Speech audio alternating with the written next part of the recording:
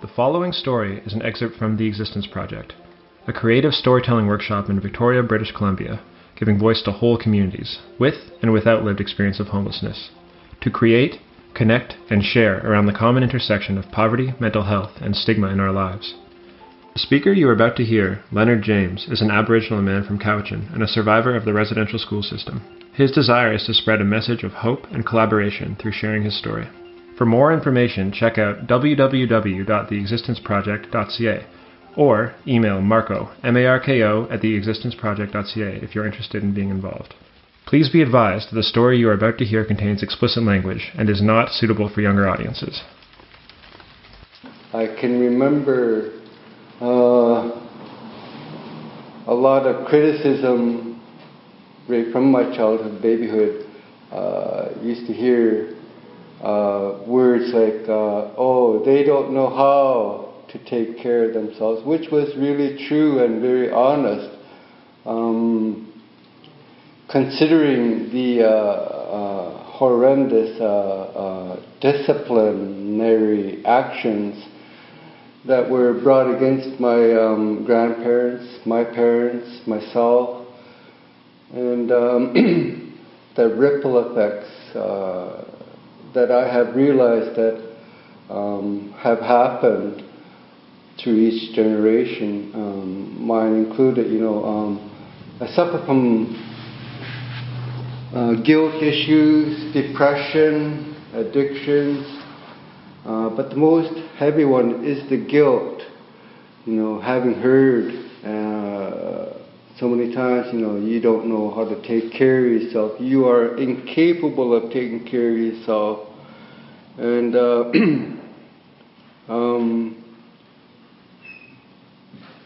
and it's true. It's really true.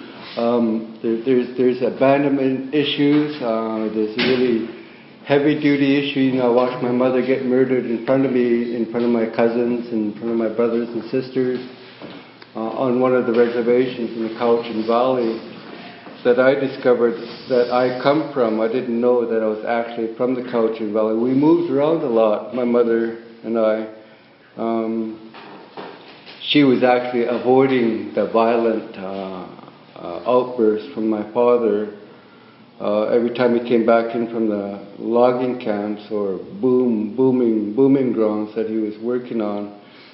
He was a hard laborer in the forestry department.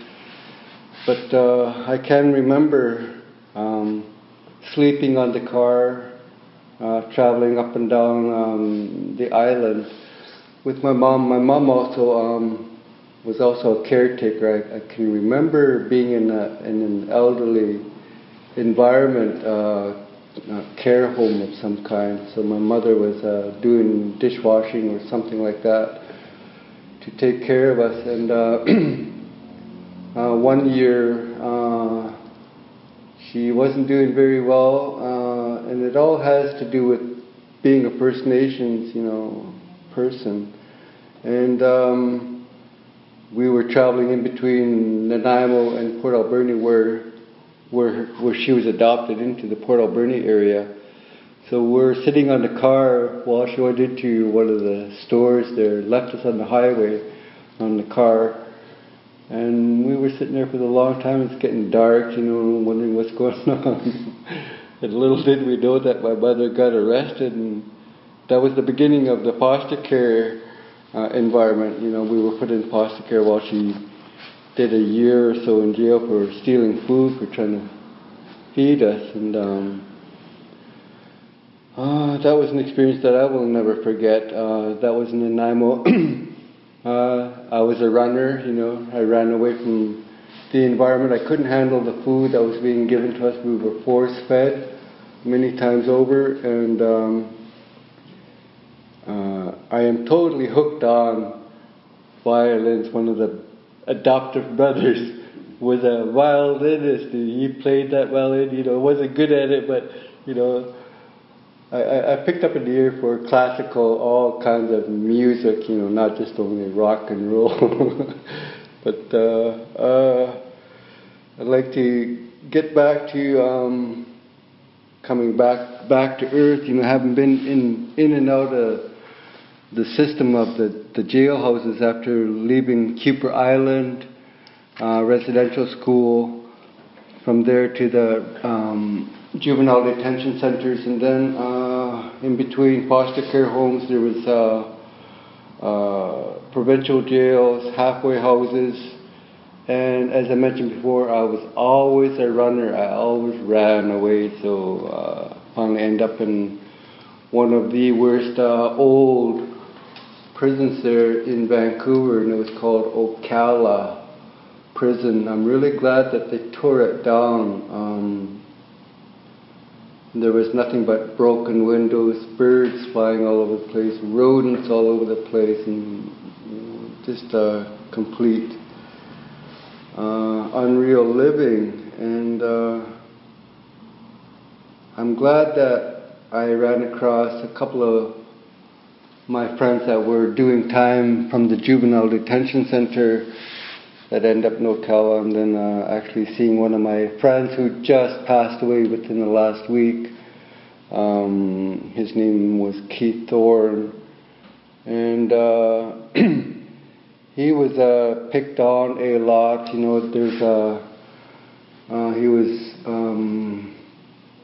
what is described now today as a two-spirited person, and he was also of a mixed breed. So when I ended up in Ocala and I saw him, I couldn't believe how big and monstrous he got, you know, and he recognized me, you know, as soon as I came in, and he came over and said hi to me, and he gave me the ins and outs, how to survive in Ocala there. He, you know, told me who to watch out for and what to avoid, and couldn't keep an eye on me at all times, but because he had to take care of himself too. And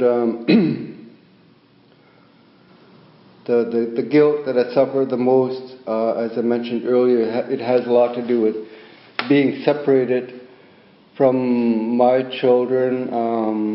I've only had a few years with my youngest children, Evan and Leona. My son's nickname, he goes by Rape, and he's an artist around here, very talented artist. And there's a lot of,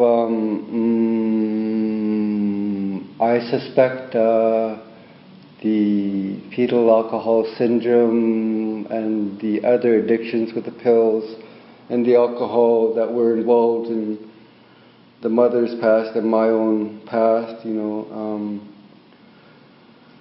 being very violent, you know, too, you know, having watched my father being violent, you know, as I mentioned, my mother was always running away from my father.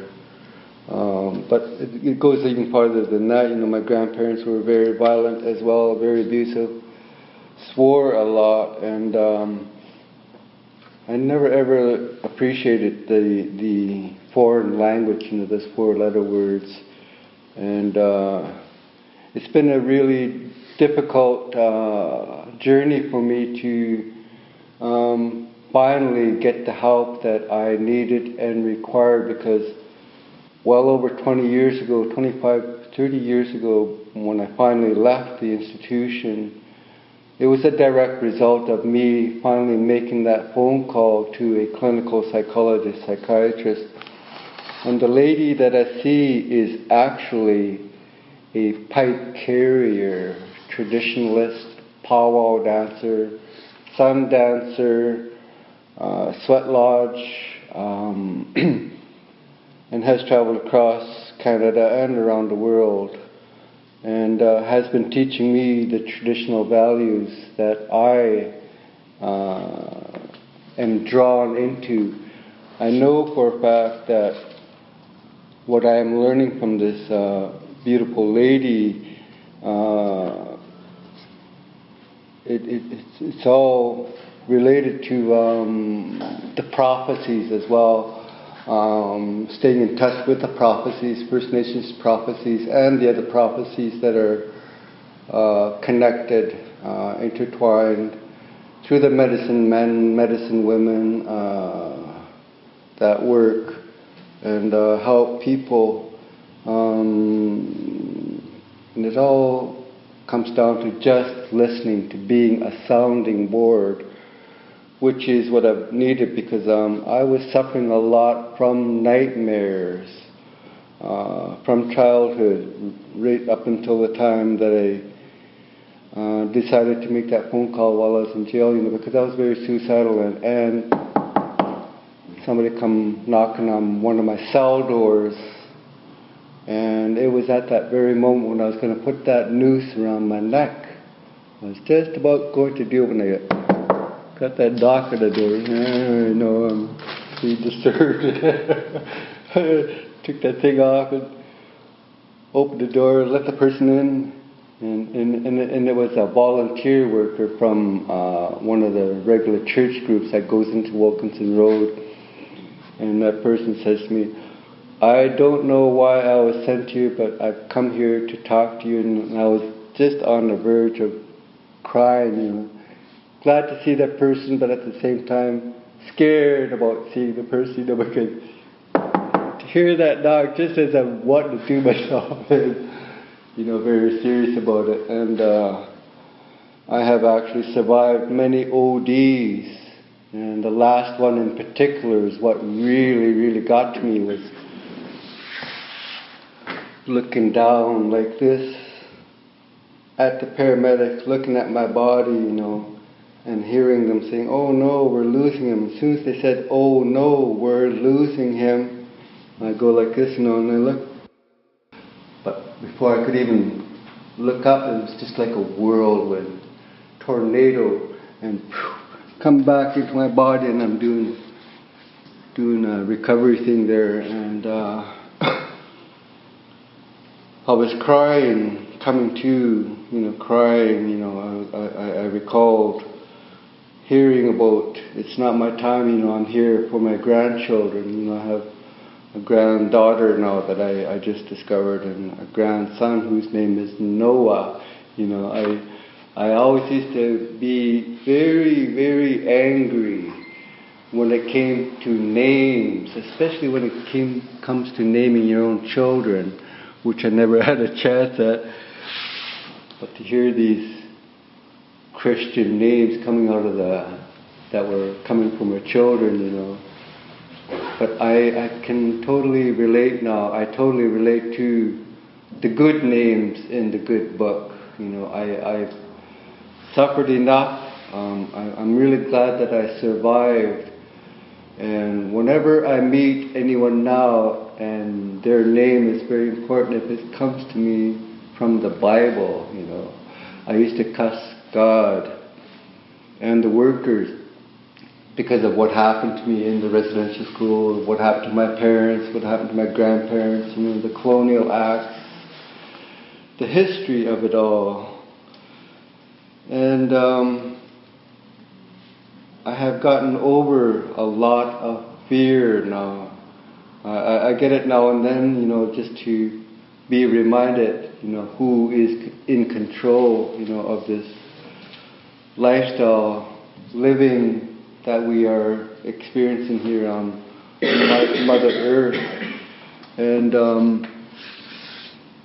the vulnerable feeling that I used to carry with me, the insecurity I used to carry with me, especially negative feelings. It's very difficult, has been very difficult to trust and to really believe in others. But I'm getting over, the condescending, what I would look at as a condescending manner towards me. I like now being able to go to Bible study, prayer groups. I just went to a prayer group this morning. That's before the sunrise, which means a lot to me. When I get into my daily reading books and also the smudging ceremonies, I make sure that I'm facing where the sun rises. It's a learning process for me, and it's a good process for me. being able to pray and acknowledge where we're at. You know, and I'm really glad that the acknowledgement of the Lekwungen territory is being brought up a lot. Making a discovery that I come from the Cowichan Valley, you know, where I watched my mother being murdered, is a very touchy area for me to go to. I can only go to the Cowichan Valley and maybe see the odd person every now and then. And I heard someone mention that they don't like to go back to their old territory. I am of the same feeling, you know, because of the darkness and the incidents that happened over there, the mysterious murders, the involvement with the drugs, the drug dealers, the bootleggers, the gangsters, you know, that are infecting my nations in the Cowichan Valley. And I'm really glad that I've done some workshops, have been able to do some workshops in the Cowichan Valley as well, bringing up the important issue of being homeless, you know, because I've gone over there and I've seen some of the people there that are in the band office and are trying to make a difference, but they cannot make a difference because of other certain rules and regulations. The one in particular that I don't really like and care about is the Indian Act, which is still being practiced and used to this very day. And I mentioned it at Vancouver at the Truth and Reconciliation process there, that the Indian Act is still being used against its own nation. I've learned that the original landowners of the Cowichan Valley have been excommunicated, booted out of their own territory and made homeless. And I'm one of these people. And I had no idea about the existence of and the value of the lands around there that belong to the Cowichan people, and my family is one of them.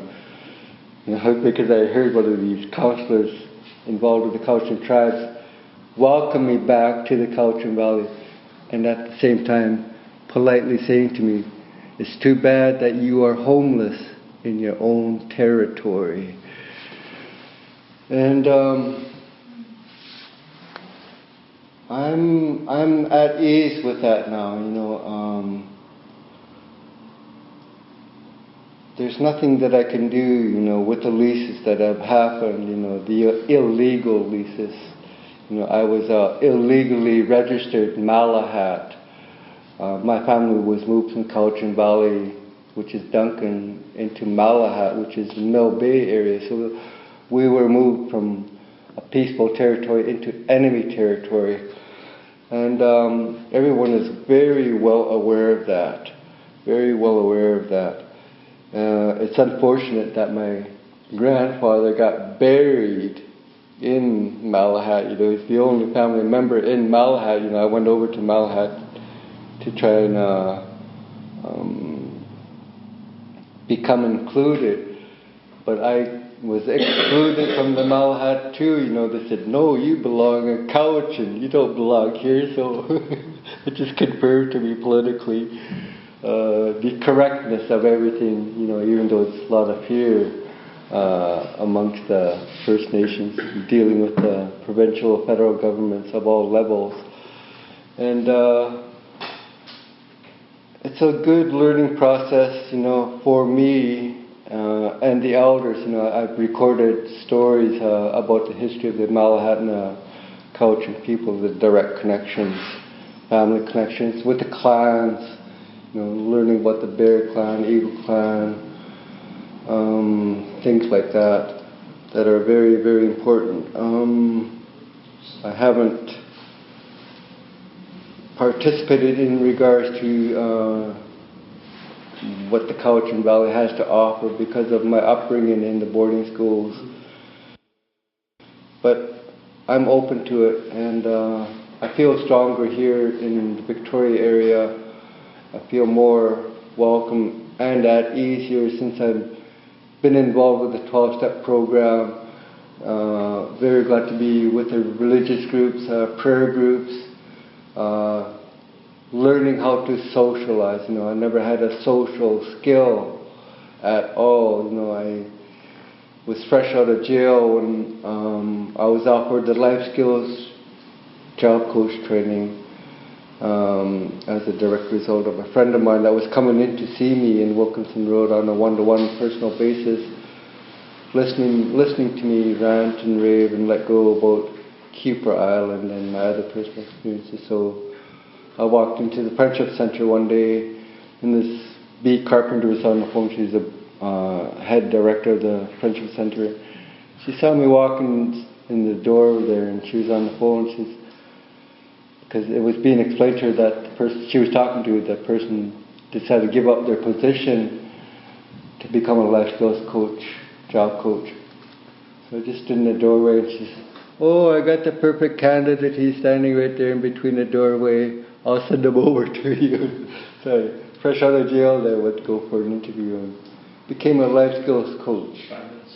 And that in itself was a very, very good experience. On the very first day, upon entering that old psychiatric place, it's on the old Wilkinson Road area. There's no psychiatric place that was shutting down. They're removing all the clients out, with the exception of the criminally insane people. So we were doing our life skills training there, and I wanted to walk through the building because I needed to get a feel of the place where I was at. And as I mentioned, there was couple of sections closed, and there was one hallway. And I opened up the door, I could see nothing but these 2 rows of wheelchairs. There was just enough room for me to walk by, and it was probably the length of this room, and I wanted to go through these wheelchairs, but I noticed there was people in these chairs, and beyond the door was where the criminally insane were, so that's where I was heading to, but I had to walk by these people in these wheelchairs, and they were all deaf, blind, missing body parts, and very sensitive. Little did I know it, because as soon as I started making my footsteps, of being careful, walking by them, trying to be honorable towards them, but as soon as I started walking between them, they could sense me, even though they were blind. They could sense me. They were jumping up and down, and I freaked out, and I looked at them, and I walked through the door, and then I seen that nurse there, and then I saw that other little door there where the criminally insane were, and I said, "Is it okay if I walk around here?" And he says, "You're not even supposed to be here, we're closing down this place here, and that area is for the criminally insane." I already see the person walking around in there. She says, "You really want to walk through there?" I said, "Yeah, I do." She said, "Okay." And she said, "I don't know nothing." There was just a little halfway door. I opened up the halfway door and took a few steps, and then I could see those people in there freaking me out. I wasn't going to allow anything to happen. I come running on it like a better hell. That lady just laughed. I was, "Yeah, I've enough." She said, "Yeah, I've had enough here." But yeah, things are looking better. I'm very glad to be involved with the 12-step program. I'm very glad to be involved with spiritual people. I know where I come from and witnessed a lot of things and have done things myself.